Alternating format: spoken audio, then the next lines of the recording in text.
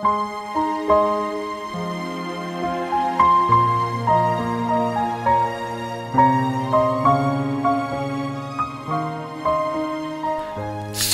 Bapak Ibu, saudara kasih dalam Tuhan. Haleluya, kita bersyukur kepada Tuhan untuk kasih setia dan pemeliharaannya dalam hidup kita.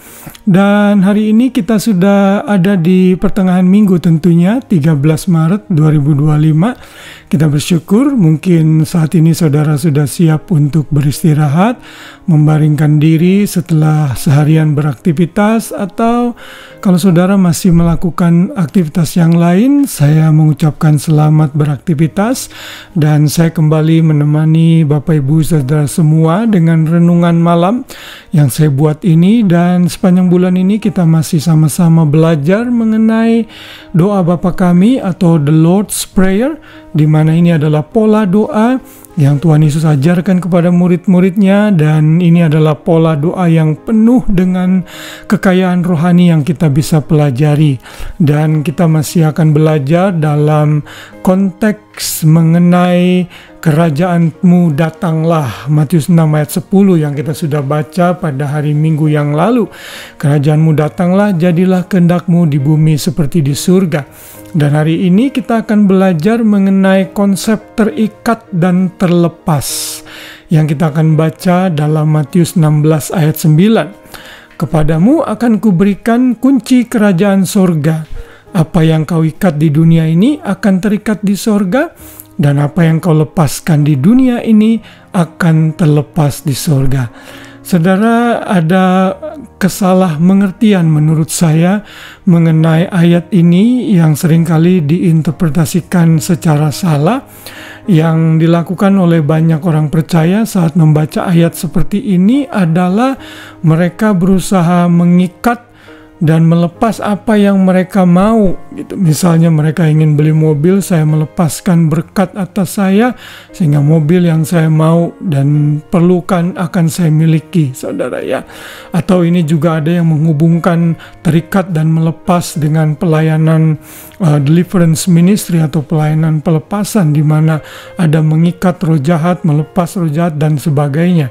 Tentunya penafsiran seperti itu tidak disupport secara kuat di dalam Alkitab, karena urusan mengikat dan melepaskan ini tentunya mengacu kepada Matius pasal 15, maksud saya Matius 18 ayat 18 sampai 19. Kita membaca di sana, aku berkata kepadamu, sesungguhnya apa yang kau ikat di dunia ini akan terikat di surga, dan apa yang kamu lepaskan di dunia ini akan terlepas di surga. Dan lagi aku berkata kepadamu, jika dua orang daripadamu berkumpul di dunia ini sepakat meminta apapun juga, maka permintaan itu akan dikabulkan oleh Bapakku yang di sorga.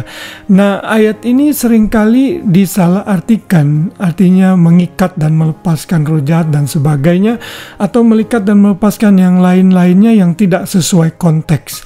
Kalau saudara memperhatikan konteks Matius pasal 18, khususnya dari ayat 15 sampai 20, itu menggambarkan mengenai disiplin gereja.